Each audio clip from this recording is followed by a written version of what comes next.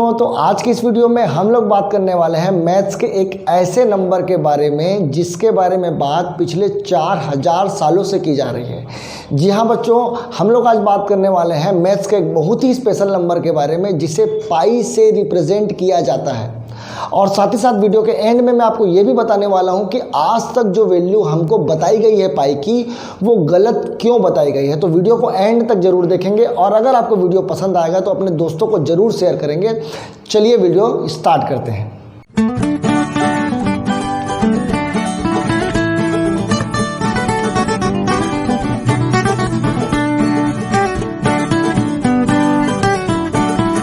पहले हम लोग ये देखते हैं कि पाई एक्चुअली में होता क्या है। तो पाई जो है बच्चों वो एक प्रकार का ग्रीक अल्फ़ाबेट है। अब ये ग्रीक अल्फ़ाबेट क्या होता है?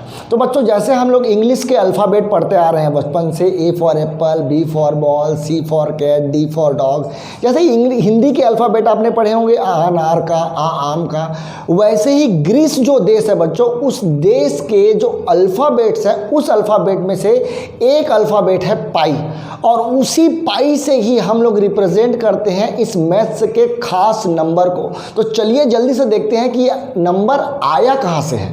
तो बच्चों मान लो हमारे पास 3 सर्कल्स हैं।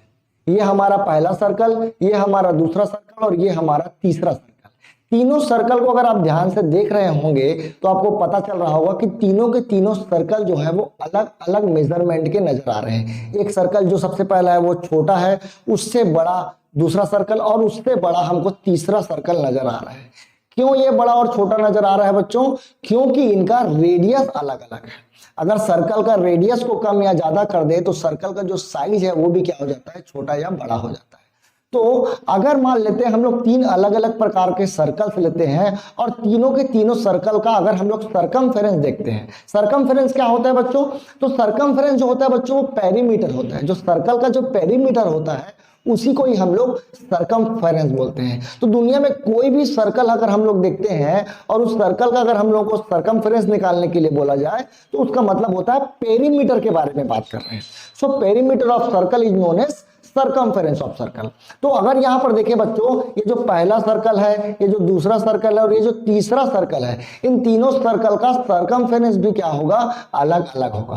क्योंकि तीनों का साइज अलग अलग दिख रहा है। तो तीनों का साइज अगर अलग अलग दिख रहा है तो सर्कमफेरेंस अलग अलग हो गया। वहीं पर अगर मैं इनके डायमीटर के बारे में बात करूं, अब डायमीटर क्या होता है बच्चों? तो डायमीटर एक ऐसा लाइन होता है जो सर्कल के 2 पॉइंट को टच करता हो, जो सर्कल के 2 पॉइंट को क्या करता हो, टच करता हो और सेंटर से गुजर कर जाता हो। यानी सर्कल का 2 पॉइंट को टच करता हुआ जाए, दो पॉइंट को टच करे और कहां से गुजर कर जाना चाहिए, सेंटर से गुजर कर जाना चाहिए। ऐसे लाइन को हम लोग बोलते हैं बच्चों डायमीटर।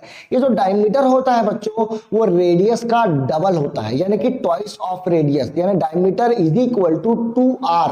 डायमीटर जो होता है बच्चों वो 2r के बराबर होता है। तो बच्चों अगर मान लेते हैं मैं तीनों सर्कल का सरकमफेरेंस को देखूं और तीनों का डायमीटर को देखूं तो तीनों के तीनों का सर्कल का सरकमफेरेंस अलग है और तीनों के तीनों का डायमीटर भी क्या है, अलग अलग है। अगर मैं पहले सर्कल का सरकमफेरेंस को दूसरे से और दूसरा सर्कल का सरकमफेरेंस को, दूसरा सर्कल का जो सरकमफेरेंस है अगर उसके डायमीटर से, अगर तीसरा सर्कल का सरकमफेरेंस का को अगर मैं उसके डायमीटर से अगर मैं डिवाइड कर दूं तो देखिए बच्चों तीनों का सरकमफेरेंस अलग था, डायमीटर भी अलग अलग था। तो जो मैं डिवाइड करूंगा, जब मैं रेशियो निकालूंगा तो रेशियो भी क्या आना चाहिए, अलग अलग आना चाहिए। लेकिन यही एक कमाल की बात थी बच्चों। यानी सर्कल का साइज कुछ भी हो, कितना भी बड़ा सर्कल हो या कितना छोटा सर्कल क्यों ना हो, अगर उस सर्कल के सरकमफेरेंस को अगर मैं उसके डायमीटर से डिवाइड करूं तो जो रिजल्ट आने वाला है बच्चों हमेशा सेम आने वाला है। इसीलिए बोला जाता है बच्चों the ratio of circumference and diameter of any circle is always constant. ये हमेशा कांस्टेंट होता है, यानी हमेशा एक नंबर ही देगा। आप अगर डिवाइड करके देख ले, कोई भी सर्कल देख ले, उस सर्कल का सरकमफेरेंस नाप ले और नापने के बाद उसके डायमीटर से अगर मैं उसको डिवाइड कर दूं तो हमेशा जो रिजल्ट आने वाला है बच्चों वो रिजल्ट सेम आने वाला है, अलग अलग नहीं आने वाला है। इसीलिए बच्चों ये जो नंबर है वो एक स्पेशल नंबर है और इस स्पेशल नंबर को मैं पाई से डिनोट करता हूं। और ये जो नंबर आने वाला है बच्चों वो नंबर है 3.14 1, 5, 9 और ऐसे आगे में कई डिजिट्स आने वाले हैं बच्चों, एक नहीं दो नहीं, कई प्रकार के डिजिट्स आने वाले हैं, कई सारे डिजिट्स आने वाले हैं और ये कभी भी टर्मिनेट नहीं होगा, ये कभी भी डिवाइड नहीं होगा। इसीलिए बच्चों इसको बोलते हैं ये नॉन टर्मिनेटिंग टर्म्स है, यानी ये एक ऐसा नंबर है जो कभी भी डिवाइड नहीं हो सकता। मैं आपको एक और नॉन टर्मिनेटिंग टर्म बताता हूं, देखिए 10/3, अगर आप 10/3 को डिवाइड करके देखें तो रिजल्ट क्या मिलने वाला है, रिजल्ट मिलने वाला है 3.3333 और ये 33 आगे बढ़ता जाएगा। लेकिन इसमें और पाई में क्या फर्क है, इसमें और पाई में यह फर्क है कि जो पाई का वैल्यू है बच्चों वो पॉइंट के बाद जितने भी नंबर आने वाले हैं वो डिवाइड तो नहीं होगा, मेरे को कंफर्म पता है, लेकिन रिपीट भी नहीं होगा। लेकिन अभी जो मैं आपको 10/3 बताया हूं वो नंबर चलते चले जाएंगे और रिपीट होते जाएंगे, यानी कि डिवाइड भी नहीं होंगे लेकिन रिपीट होते जाएंगे। इसीलिए बच्चों इसको बोला जाता है नॉन टर्मिनेटिंग एंड रिपीटिंग, और पाई जो है बच्चों वो non terminating and non repeating होता है। इसीलिए non terminating and non repeating term को हम लोग बोलते हैं इरेशनल नंबर, क्योंकि उसको पी अपॉन क्यू के फॉर्म में आप कभी चेंज नहीं कर सकते। लेकिन नॉन टर्मिनेटिंग एंड रिपीटिंग जो टर्म होता है और जो टर्मिनेटिंग टर्म होता है बच्चों उसको हम लोग पी बाई क्यू के फॉर्म में कन्वर्ट कर सकते हैं। तो याद रखेंगे पाई का जो एग्जैक्ट वैल्यू है वो है 3.14159 और ऐसे आगे बढ़ते चला जाएगा, लेकिन ये नंबर कभी भी परफेक्ट डिवाइड नहीं होगा। बच्चों हमारे सामने कई ऐसे मैथमेटिशियन आए, हमारे पास्ट में अगर हम लोग देखें तो कई ऐसे मैथमेटिशियन आए जिन्होंने पाई का वैल्यू खोजने में अपना पूरी जिंदगी लगा दी, लेकिन वो पाई का एग्जैक्ट वैल्यू कभी भी नहीं खोज पाए, क्योंकि ये नंबर को आप जितना भी डिवाइड करते जाओ ये नंबर डिवाइड होता चला जाएगा और होता ही चला जाएगा, ये कभी भी परफेक्टली डिवाइड नहीं हो सकता। इसीलिए जो नंबर है बच्चों वो बहुत ही स्पेशल नंबर है, इसीलिए ये नंबर को पाई से रिप्रेजेंट किया जाता है। अगर इसका परफेक्ट वैल्यू मिल जाता बच्चों तो मैं इसको पाई से क्यों रिप्रेजेंट करता, मैं सीधा वो नंबर ही नहीं लिखता। इसीलिए बोला जाता है कि पाई जो है वो स्पेशल प्रकार का नंबर है बच्चों, और इस स्पेशल नंबर को हम लोग को बचपन से सिखाया गया है कि ये 22/7 के बराबर होता है। लेकिन ये नंबर 22/7 के बराबर एग्जैक्ट नहीं होता। अगर आप 22/7 को डिवाइड करके देखें बच्चों तो आपको जो रिजल्ट मिलेगा वो होगा 3.141 आना चाहिए था, लेकिन 142 आ जाता है। इसीलिए 22/7 जो है वो पाई का एग्जैक्ट वैल्यू नहीं है। यानी कि पाई का जो एग्जैक्ट वैल्यू वो तो मैं आपको बताया, शुरू का 5 डिजिट, डेसिमल के बाद 5 डिजिट मैं बताया आपको 3.14159 ये नंबर है। और यहां पर अगर मैं 22/7 को अगर मैं डिवाइड करूं बच्चों तो 22/7 जो है वो 3.142। और साथ ही साथ एक बात और भी बता दूं बच्चों, अगर आप 22/7 को अगर आप लोग ध्यान से देखें और अगर उसको डिवाइड करें तो ये जो नंबर है वो आपको नॉन टर्मिनेटिंग एंड रिपीटिंग दिखने वाला है। यानी ये एक ऐसा नंबर है जो नॉन टर्मिनेटिंग एंड रिपीटिंग है, और मैंने आपको बताया है कि जो पाई का वैल्यू है वो तो non terminating and non repeating है। तो वो वैल्यू जो नॉन टर्मिनेटिंग एंड रिपीटिंग होता है वो तो रैशनल नंबर होता है, मैंने आपको बताया, इसीलिए तो मैं इसको 22/7 लिख रहा हूं बच्चों। याद रखेंगे पाई जो है वो इरेशनल नंबर है, लेकिन 22/7 जो है वो रैशनल नंबर है।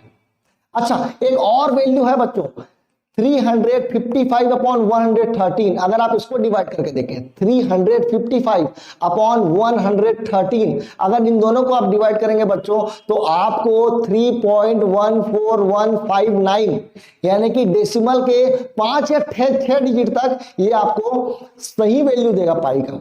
तो 22/7 से अगर ज्यादा एक्यूरेट वैल्यू के बारे में बात करें तो ज्यादा एक्यूरेट कौन है, ज्यादा एक्यूरेट 355/113 है। टेंशन मत लीजिए, 355/113 भी याद हो जाएगा। देखिए कैसे याद होगा, आप शुरू के 3 ऑड नंबर कंसीडर करें 1, 3, 5। अब 1 को 2 बार लिखे 1, 1, 3, 3, 5, 5। 1 को 2 बार लिखना है, 3 को 2 बार लिखेंगे और 5 को भी 2 बार लिखेंगे। अब हमारे पास नंबर क्या है 1, 1, 3, 3, 5, 5। अब आखिरी का 3 नंबर को अलग कर दें और शुरू के 3 नंबर को अलग कर दें। आखिरी का 3 नंबर जो आपको दिख रहा होगा वो 355 दिख रहा होगा। 355 को आप ऊपर ले जाए और 113 जो सामने में दिख रहा है उसको आप नीचे कर दें, और इन दोनों नंबर को अगर आप डिवाइड करेंगे बच्चों तो ये नंबर पाई से 22/7 से ज्यादा करेक्ट वैल्यू है। लेकिन ये वैल्यू हम लोग नहीं लेते, क्यों नहीं लेते इसके बारे में भी मैं बताने वाला हूं, ध्यान से सुनेंगे। अगर मैं पाई 355 को 113 से डिवाइड कर दूं तो जो वैल्यू मिलने वाला है वो पाई के ज्यादा करीब मिलने वाला है। लेकिन 22/7 क्यों लिया जाता है, सोचो बच्चों, मैंने आपको बताया कि सरकमफेरेंस और अगर मैं डायमीटर को डिवाइड करूं तो जो वैल्यू है वो पाई के बराबर आ रही है, यानी एक नंबर के बराबर आ रही है जिसको मैं पाई से रिप्रेजेंट करता हूं।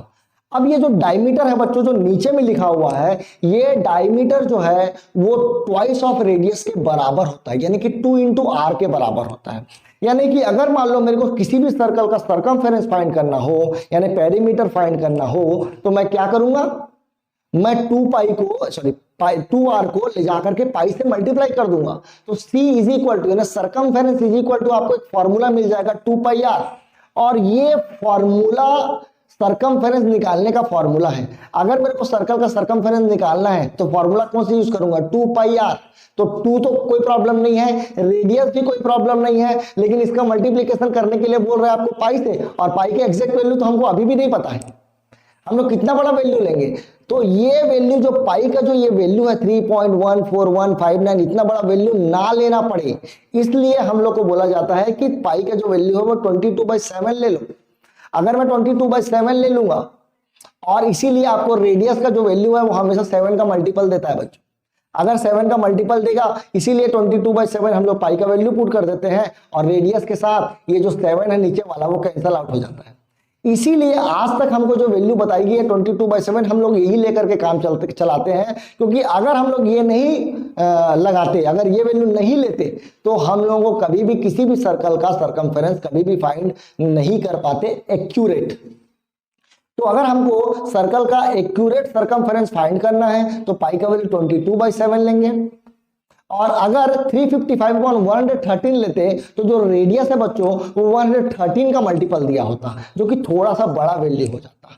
इसीलिए मैं बोलता हूं आपको कि जो पाई का वैल्यू है 22/7 ले लो, और सारे टीचर ये बोलते हैं पाई का वैल्यू 22/7 ले लो, और जो रेडियस दिया जाता है बच्चों वो 7 का मल्टीपल दिया जाता है, या तो 7 दे देगा, या तो 14 दे देगा, या तो 21 दे देगा, या तो 28 दे देगा, या तो 35 दे देगा, या तो 105 दे देगा, यानी एक ऐसा नंबर देगा बच्चों जो 7 का क्या हो, मल्टीपल हो, और ये नंबर इजिली क्या हो जाता है, डिविजिबल हो जाता है, कट जाता है, और हम लोग पाई का एग्जैक्ट सरकमफेरेंस जो है वो एग्जैक्ट फाइंड कर लेते हैं। लेकिन याद रखेंगे बच्चों, जो आज तक हम लोग सरकमफेरेंस निकालते हैं वो सही सरकमफेरेंस नहीं होता, गलत सरकमफेरेंस होता है। लेकिन अगर हम कुछ नहीं निकाल पाएंगे तो प्रॉब्लम हो सकता है, इसीलिए हम लोग क्या करते हैं, पाई का वैल्यू 22/7 ले लेते हैं, जो डेसिमल के बाद 2 डिजिट तक का करेक्ट होता है, और जो मैं आपको नंबर बताया हूं 355/113 वो उससे ज्यादा करेक्ट है। डेसिमल के 6 डिजिट तक ये वैल्यू पाई के बराबर होता है, लेकिन हम लोग 22/7 इसलिए लेते हैं क्योंकि हमको कैलकुलेशन में दिक्कत